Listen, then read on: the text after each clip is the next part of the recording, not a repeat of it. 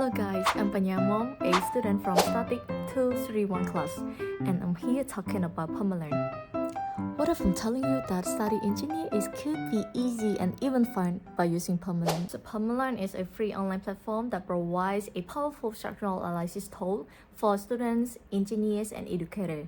It's designed to make engineering more accessible for everyone. Let's go! You just go into the website and type PermaLearn. You will see the PermaLearn equality. I just click in. And here what is the website looks like. Or another way we can call it 2D structural analysis tool. And look at here, we have many functions as a cross-section, member, support, that everything that going from the exercise. And here is just the number that relate to this function. And to make it sure that this is really accurate or not, I will solve a exercise from the textbook where is the 1.15. Then we can see the result together that it is right or wrong. So let's read together. The exercise they want us to determine the internal normal force, shear force, and the moment at point C. So we can see the picture here. We have the member A and B, and we have the point C here. They want us to find this point. Okay, I will show you in the PermaLearn. Before we starting to put the number, let me check the right side here. The grid side, just 10 meter times 10 meter is enough, because since here we have only 6 meter. And the mass side, I just change it to 0.1, and the unit side is SI. But if you solve any exercise that have the British unit system, you can change into BG. Then first we look at the member. I choose the member, and here is the begin X coordinate and Y coordinate, which means where you want to start your member. For example, if you want a picture starting from here, this point. So this point is X equal to 2 and Y is equal to 5. But if you want to, for example, if you want to start at this point, so which means X equal to 2 and Y is 0. But for me, I just wanted to start from 0 here. So I didn't change at all. I just put it 0 and 0. Then we have the horizontal for 6 meter. I just put it 6. And the vertical we didn't have at all. I just didn't change it. And I choose add. And here is the member that we have at point A and point B. Then we're going next to support. Support, since we have 2, at the A we have the different support from B.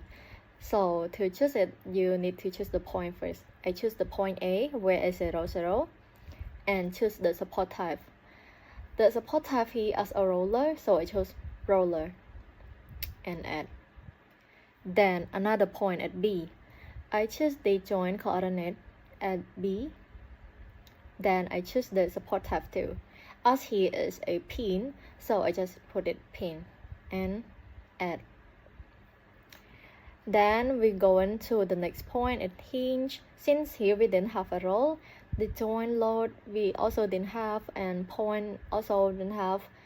We have only distributed load.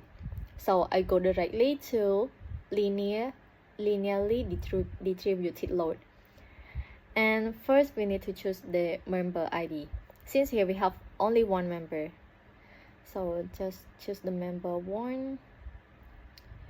And this we didn't change. And what type the load type here is the vertical, so I just choose the vertical load.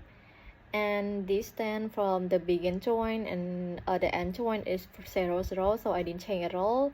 And here the begin we have 6 kN per meter, and the end is 0. So I just put 6. But since the sign here, they telling that the arrow to the up is positive, and we have the arrow to the down, so just put it opposite is minus, and the end load is 0, so I didn't change. So here we have the load, and the temperature we don't have is related to it is onset, also don't have.